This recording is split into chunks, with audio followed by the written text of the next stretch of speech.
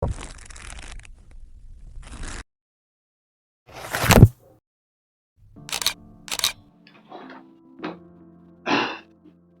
நம்ம பார்க்க போகிற புக் என்ன அப்படின்னு பார்த்தீங்கன்னா Zen and the art of motorcycle maintenance. So இது வந்து ஒரு ஃபிலாசாபிக்கல் ஃபிக்ஷன், ஒரு ட்ராவலர் லிட்ரேச்சர் அப்படின்னு சொல்லலாம். ட்ராவலர் லிட்ரேச்சர் அப்படின்னா ட்ராவல் பண்ணுறவங்க, ட்ராவல் பற்றின அதிக விஷயம் அப்படின்னு தெரிஞ்சுக்கிறது.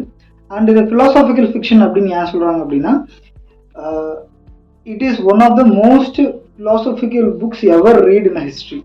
So more than 5 million copies இந்த புக் வந்து விற்றுருக்கு. அதுவும் இல்லாமல் என் தலைவர் மிஷ்கின் வந்து இந்த புக்கை பற்றி சொல்லியிருப்பார். எப்படின்னா ராபர்ட் எம் பிர்சக் வந்து ஒரு மென்டார், ஒரு ஓரியண்டல் ஃபிலாசபி படித்த ஒரு பர்சன்.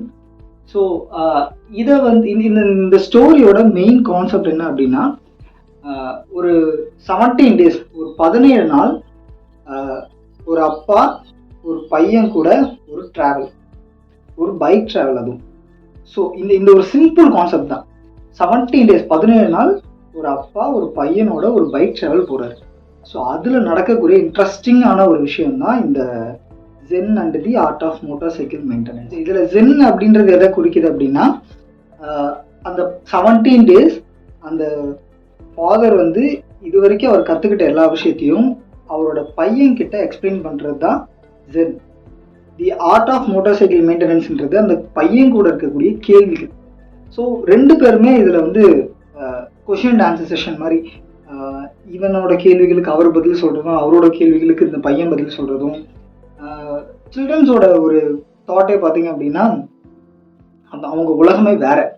ஸோ அவங்க வந்து ஒரு சின்ன சின்ன விஷயத்தையுமே வந்து கொஷின் பண்ணிகிட்டே இருப்பாங்க. ஸோ நமக்கு எல்லாமே தெரியுன்ற மாதிரி நம்ம கேள்வி கேட்டுகிட்டே இருப்போம். ஸோ அந்த ஒரு கம்ப்ளீட் பேக்கேஜ் அப்படி தான் இந்த Zen and the art of motorcycle maintenance. And இது வந்து பார்த்தீங்கன்னா ஒரு பப்ளிஷ் ஆன இயர் 1974 ஐ திங்க். ஓகே, அப்போ ரிலீஸ் ஆனது. அண்ட் இன்னொரு இன்ட்ரெஸ்டிங்கான விஷயம் என்ன அப்படின்னா இந்த புக்கை எழுதிட்டு ராபர்ட் எம் பிர்சக் வந்து பப்ளிஷ் பண்ணுறதுக்காக ஒரு கம்பெனியாக வந்து பப்ளிஷிங் ஹவுஸாக எழுதியிருக்காரு. So you won't believe it, கிட்டத்தட்ட 121 பப்ளிஷிங் ஹவுஸ் இந்த புக்கை வேணான்னு சொல்லி ரிஜெக்ட் பண்ணியிருக்காங்க. I didn't know what the reason it was, but reject பண்ண எல்லாருமே ஒரு 121 முட்டாள் கம்பெனின்னு நான் சொல்லுவேன். ஏன்னா இந்த மாதிரி ஒரு பெஸ்ட் ஃபிலாசபி புக்கை என் லைஃப்லேயே நான் இது வரைக்கும் படித்ததில்லை. ஏன்னா இந்த புக்கை இப்படி எடுத்தோம் அப்படின்னா இது வந்து ஒரு ரைடிங். நான் வந்து இந்த புக்கை எடுத்துட்டேன் அப்படின்னா அந்த ராபர்ட் எம் பிர்சக்கோட அந்த பையன் மாதிரி நான் உட்காந்துப்பேன். அவரோட பையன் கூட நான் அந்த பையனாக மாறிடுவேன் நான். பிகாஸ் அந்த பைக் ஸ்டார்ட் பண்ணுறப்ப நம்ம எப்படி ஸ்டார்ட் பண்ணுவோம்? ஸோ ஃபஸ்ட்டு கீ போடுறதுலேருந்து, ஸ்பீடோமீட்ரு வரதுலேருந்து, இன்ஜின் சவுண்ட் கேட்கறதுலேருந்து, அந்த ஸ்பீடோமீட்டர் 30, 40, 50, 60, 70, 80, 90 இன்க்ரீஸ் ஆகும்ல. ஸோ இந்த ஒரு மைன்யூட் விஷயத்தை கூட இந்த புக்கில் வந்து அவ்வளோ கிளியராக சொல்லியிருப்பாங்க. நான் இந்த புக்கை எடுக்கிறேன் அப்படின்னா, ரீட் பண்ணுறதுக்கு எடுக்கிறேன்னா, அவர் கூட பின்னாடி உட்காந்துக்கிட்டு அவர் சொல்ல கேட்குற ஒரு சின்ன பையனாக மாறி அவர் கூடயே ட்ராவல் பண்ணக்கூடிய அளவுக்கு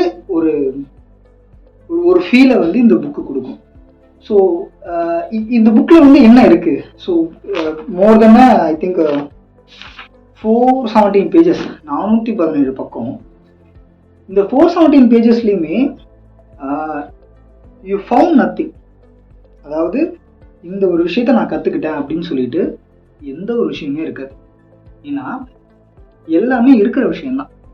ஸோ ஹவ் யூ ப்ரெசன்ஸ், எப்படி நீங்கள் அதை பார்க்குறீங்க, அதை எப்படி வந்து நீங்கள் மற்றவங்க வந்து அதை எப்படி பார்க்குறாங்க, இந்த பெர்ஸ்பெக்டிவ் எப்படி இருக்கும் அப்படின்னு சொல்லிட்டு ஒரு தேர்ட் மேன் பெர்ஸ்பெக்டிவாக இருக்கட்டும் சரி, எல்லாத்தோட பெர்ஸ்பெக்டிவ் பற்றி இது வந்து என்கொயரி பண்ணும். கேள்வி கேட்காது, என்கொயரி பண்ணும். ஸோ அந்த என்கொயரியில் உங்களுக்கு தெரிஞ்சிடும் is it worth or not அப்படின்னு சொல்லிட்டு. அண்ட் இன்னொரு இதில் வந்து என்ன சொல்கிறார் அப்படின்னா கோஸ்ட் அப்படின்னு சொல்லிட்டு ஒரு விஷயம் சொல்கிறாரு. ஸோ இவர் கோஸ்ட் அப்படின்னு சொல்லிட்டு யாரை மென்ஷன் பண்ணுறாருன்னா Moses, Jesus Christ, Buddha, Plato, Descartes, Abraham Lincoln, இவங்க எல்லாமே வந்து கோஸ்ட்னு சொல்கிறாரு.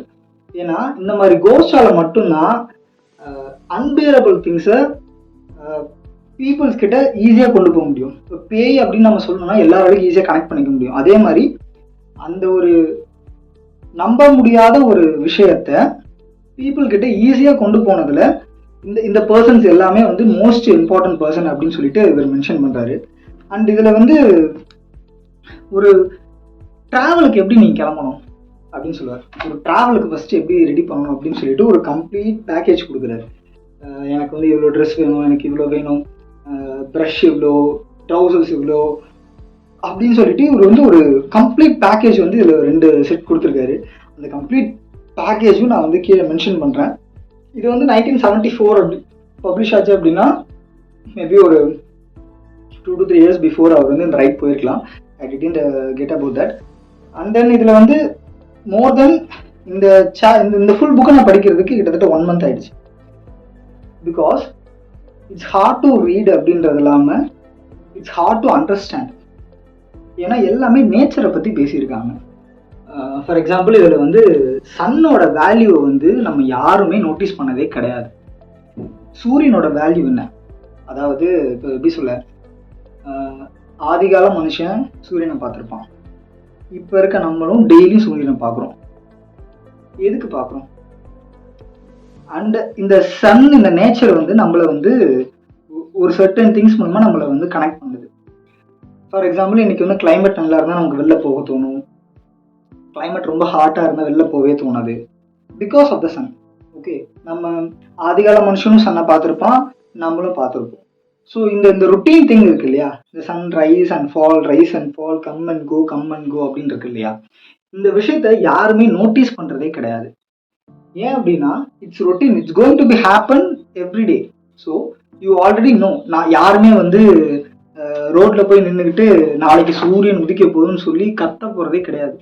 ஏன்னா எல்லாருக்குமே தெரியும் என்ன நடந்தாலும் நாளைக்கு சூரியன் உதிக்க போகுது அப்படின்னு சொல்லிட்டு. அப்படிதான் இவர் லைஃப் எக்ஸ்பிளைன் பண்றாரு. நீ என்ன உங்க லைஃப்ல என்ன நடந்தாலுமே சரி, it's going to be happen what ever it is. நடக்கிறது நடந்துக்கிட்டு தான் இருக்கும். You have to change. நீ தான் வந்து உன் லைஃப்பை மாற்றிக்கிட்டே இருக்கணும். அண்ட் இதில் வந்து இந்த ப்ரெசன்ஸ் அப்படின்னு சொல்லிட்டு ஒரு மொமெண்ட் சொல்லுவார். இந்த டோட்டல் புக்குமே essence and the presence of reality அப்படின்னு நான் சொல்லுவேன். பிகாஸ் இந்த டோட்டாலிட்டி அப்படின்னு சொல்லுவாங்க இல்லையா, இந்த முழுமைத்தன்மை, ஸ்பிரிச்சுவாலிட்டி, என்லைட்மெண்ட், இந்த மாதிரி வேர்ட்ஸ் எல்லாத்துக்குமே ஒரு கம்ப்ளீட் மீனிங்காக அந்த புக் இருக்கும். இதை வந்து ரிவ்யூ பண்ணுறது வந்து இட்ஸ் அ ஹார்ட் திங். ஏன்னா இதில் ரிவ்யூ பண்ணுறதுக்குன்னு எதுவுமே கிடையாது. பிகாஸ் நான் இந்த கம்ப்ளீட் புக்கை படித்து முடிச்சுட்டு நான் எடுத்து வச்சுட்டு கிட்டத்தட்ட ஒரு எப்போ வாங்கினேன், August 7, 2022 வாங்கினேன். And I completed it at September 9 வந்து இதை கம்ப்ளீட் பண்ணேன். இதை படித்து முடிச்சதுக்கப்புறம் கூட இதை ஏன் எக்ஸ்பிளைன் பண்ணணும்னு எனக்கு ஒரு பாயிண்ட் கூட கிடைக்கல. ஏன்னா இதில் எல்லாமே எனக்கு ஆல்ரெடி தெரிஞ்ச விஷயம். ஆனால் வேற ஒரு பெர்ஸ்பெக்டிவை பார்க்கும்போது மைண்ட் ப்ளோயிங்காக இருக்கும். இந்த ஃபீலிங்ஸை வந்து the one who read completely again and again நான் இதை படிச்சுக்கிட்டே இருந்தேன் அப்படின்னா you are the person who lives in a reality அப்படின்னு சொல்லுவேன். பிகாஸ் இதில் வந்து இன்னொரு ஹைலி ஃபிலாசபிக்கல் என்ன சொல்கிறாருன்னா, த பாஸ்ட் இஸ் ப்ரெசன்ட் அப்படின்னு சொல்கிறாரு. பிகாஸ் இப்போ நமக்கு வந்து இப்போ லாஸ்ட் நான் இப்போ பேசின இந்த 9 minutes ஃபர்ஸ்ட் மினிட் வந்து இப்போ பாஸ்ட், இப்போ இருக்க 9th minute வந்து இப்போ வந்து உங்களுக்கு வந்து ஒரு ப்ரெசன்ஸ். ஸோ இந்த ஒவ்வொரு மினிட் இருக்கு இல்லையா, இந்த நம்ம கடந்து போகிற ஒவ்வொரு மினிட்டுமே இவர் பாஸ்ட்னு சொல்கிறாரு. So every future and the past in the present only. So நீ just do nothing and look into the presence அப்படின்னு சொல்கிறாரு. அப்படி இருக்கும்போது உங்களால் வந்து எந்த ஒரு ப்ராப்ளம்னு ஈஸியாக நோட்டீஸ் பண்ண முடியும். அண்ட் இதை வந்து ரொம்ப சிம்பிளாக மோட்டார் சைக்கிளோட எப்படி கனெக்ட் பண்ணியிருக்காரு அப்படின்னா, இவரை பொறுத்த வரைக்கும் motorcycle is the one of the best invention ever made by a human. அதாவது மோட்டார் சைக்கிளில் பார்த்தீங்கன்னா என்ன ஒரு ப்ராப்ளம்னாலும் ஈஸியாக கண்டுபிடிச்சிடலாம். இப்போ அவன் வண்டி ஓட்டுறான் அப்படின்னா வண்டி எடுக்கிறப்பே அவனுக்கு தெரிஞ்சிடும், இந்த மாதிரி சைலன்ஸில் ஒரு ப்ராப்ளம் இருக்குடா, பெட்ரோல் இல்லை, இண்டிகேட்டர் ஒரு ப்ராப்ளம் இருக்குது அப்படின்னு சொல்லிட்டு இந்த பைக்கை லைஃபோட கனெக்ட் பண்ணுறாரு. ஃபார் எக்ஸாம்பிள் நீ தான் அந்த பைக்குன்னு வச்சுக்கோங்க. So you have to know what problem you have. So இப்போ பைக்குக்கு ஒரு ப்ராப்ளம் அப்படின்னா நாம் அதை வந்து சொல்யூஷன் வந்து அதை வந்து நம்ம வந்து தேடிக்கிட்டே இருக்க மாட்டோம். ஜஸ்ட் ஒரு மெயின்டெனன்ஸ் கடையில் போய் கொடுத்து அதை ஃபிக்ஸ் பண்ணுவோம். அதே மாதிரி உன் லைஃப்பில் ஏதாவது ஒரு ப்ராப்ளம்னா அதை வந்து டீப் ரூட்டாக தேடாத, ஒவ்வொரு ரூட்டுக்காக போய் இன்னும் தேடிக்கிட்டே இருக்காத. ஏன்னா எந்த ரூட்டுமே எதுவுமே இல்லைன்னு தான் போய் முடியும். The root of everything is நத்திங்கில் தான் போய் முடியும். So just fix your problem. அந்த ப்ராப்ளம்க்கு என்ன சொல்யூஷனோ அதை பார்த்து அதுக்கான சொல்யூஷனை ஃபிக்ஸ் பண்ணிடு. ஸோ அப்போ வந்து உனக்கு எந்த விதமான தடங்களுமே இருக்காது. நீ வந்து இன்னொரு ப்ரெசன்ஸ்க்கு போயிடுவ. ப்ராப்ளம் ரிலீஃப் ஆனாலே நீ வந்து ப்ரெசன்ஸ்க்கு மாறிடுவ அப்படின்னு சொல்லுவார். அந்த இதில் இன்னொன்று வந்து பார்த்தீங்கன்னா குவாலிட்டி, வாட் இஸ் குவாலிட்டின்னு சொல்லிட்டு இந்த செகண்ட் பார்ட்டில் வந்து ஒரு விஷயம் அவங்க சொல்லியிருப்பாரு. மைண்ட் ப்ளோயிங்காக இருக்கும். ஒரு கிட்டத்தட்ட ஒரு 5 to 10 pages கம்ப்ளீட்டாக குவாலிட்டினா என்ன நீ தெரிஞ்சுக்கிறதுக்காகவே கொஷின்ஸ் கேட்டிருப்பாரு. மை காட், அவ்வளோ ஒரு அந்த அந்த அந்த வேர்ட்ஸை வந்து எக்ஸ்பிளைன் பண்ண முடியாது. 2 to 3 pages வந்து அப்படியே நீங்கள் வந்து அந்த கொஷின்ஸ்க்கு எல்லாமே எஸ் ஆமாம் இல்லை அப்படி தானே இருந்துச்சு, ஆமாம் அப்படி தானே இருக்கும் அப்படின்ற மாதிரி ஒரு தாட் வந்து உங்களுக்கு வந்துக்கிட்டே இருக்கும். And at the end of the time இவர் குவாலிட்டினா என்னன்னு சொல்ல வர்றாருன்னா, அட் த எண்ட் இவர் என்ன சொல்றாருன்னா, குவாலிட்டினா புத்தா, குவாலிட்டினா புத்தன்ற ஒருத்தரை மீன் பண்றாரு. ஸோ இதுல புத்தா அப்படின்றது எங்க வர்றாரு அப்படின்னா, அவரோட புத்தாவோட குவாலிட்டிஸை இவர் சொல்றாரு. என்னன்னா offspring technology, value free person, quality free person and value the freedom, the one who provides the value the freedom, and tomorrow I insist to start on that. Okay va. And then Buddha வந்து ரிலிஜியனுக்கு அப்பாற்பட்டும், ஆர்ட்டுக்கு அப்பாற்பட்டும், சயின்ஸ்க்கு அப்பாற்பட்டும் இருக்க ஒரு மனுஷன். So அந்த மனுஷனை வந்து குவாலிட்டியாக நான் mention பண்ணுறதுல எந்த தப்புமே இல்லை.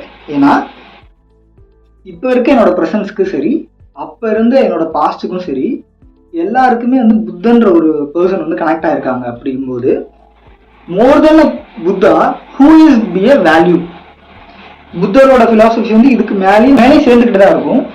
எனக்கும் சேர்ந்துட்டு இருக்கு, எனக்கு முன்னாடி இருக்கவங்க பண்ணிட்டு தான் இருக்காங்க. ஆனால் அந்த மனுஷன் வாழ்ந்தது என்னமோ சர்டன் இயர்ஸ் மட்டும்தான். இன்க்ளூட் அவர் வந்து எந்த புக்குமே எழுதலை. புத்தர் வந்து எந்த புக்குமே எழுதலை. பிகாஸ் அவர் சொல்ல கேட்டு எழுதுனது தான் எல்லாமே. அவர் ப்ரீச் பண்ண எழுதுனது தான் புக்ஸ் எல்லாமே. ஸோ குவாலிட்டி அப்படின்னா என்ன அப்படின்றதுக்கு வந்து ஒரு கம்ப்ளீட் கொஷினும், அண்ட் உன் லைஃப்ல குவாலிட்டினா என்ன அப்படின்னு சொல்றது ரொம்ப தீர்க்கமாக சொல்லியிருப்பார். அண்ட் இதில் வந்து நெக்ஸ்ட் ஒன்று பார்த்தீங்கன்னா ஃபைனல் அந்த 4th பார்ட் வந்து பார்த்தீங்கன்னா it's really hard to read. Because லைஃப்ல you have to question everything ஒரு பார்ட் வரும். நான் வந்து எல்லாத்தையுமே ஏன் கேள்வி கேட்கணும், why should I question every thing.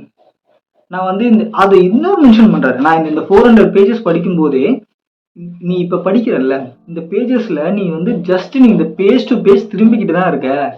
இந்த மூமெண்ட்டே வந்து ஒரு ப்ரெசன்ஸ் தான். ஸோ இதை படிக்கிறத விட்டுட்டு just go for a ride. நீ வந்து வாழ்க்கையில் எது வேணா பண்ணலாம். எவ்வளோ பேருக்கு வந்து ரைடிங் வந்து ஒரு பெரிய மாற்றத்தை கொண்டு வந்திருக்கு. ரைடிங்காலே நிறைய பேர் பொழைச்சிருக்காங்க. இன்ஃபேக்ட் சேகுவாரா வந்து மோட்டார் சைக்கிள் ரைடிங் அப்புறம் தான் வந்து எல்லாருக்குமே தெரிய வந்தார். ஸோ அந்த மாதிரி ஒரு மோட்டார் சைக்கிள் ரைடிங் வந்து அந்த ட்ரைலையும் சரி, தண்டர்லையும் சரி, விண்டுலையும் சரி, நேச்சரோட கனெக்ட் பண்ணிட்டு அவர் சன் கூட போகிற அந்த டிராவல் இருக்குல்ல, இதை படித்தா மட்டும்தான் புரியும். எனக்கு தெரிஞ்ச இதில் வந்து நான் சொன்னது எல்லாமே ஒரு நாட் 5% தான் நினைக்கிறேன். பிகாஸ் இந்த 400 pagesல லைஃப் லாங் எனக்கு ஒரு புக்கு போதும், இதை நான் கம்ப்ளீட்டாக அண்டர்ஸ்டாண்ட் பண்ணிட்டேன், நான் வந்து ஒரு பர்சனாக மாறிடுவேன் அப்படின்னு சொன்னால் I just suggest this book. அந்த மாதிரி ஒரு புக். அண்டு இதை வந்து நான் படித்து முடிச்சதுக்கப்புறம் எப்பயுமே நான் படித்து முடிச்சதுக்கப்புறம் ஒரு 4 lines எழுதுவேன். ஸோ அப்படி நான் எழுதுனது என்ன அப்படின்னா, one of the best book I have ever read, page to page enlightenment. Just read this complete book to understand who you and nothing and your surroundings. Completed. அவ்வளோதான். ஸோ இந்த review வந்து இது வந்து நான் ரிவ்யூன்னு சொல்லலை, just an introduction to this book. So இந்த book உங்களுக்கு வேணும் அப்படின்னா லிங்க் வந்து நான் டிஸ்கிரிப்ஷனில் கொடுக்குறேன். ஸோ அதை பார்த்து நீங்கள் வாங்கிக்கலாம். பாய்.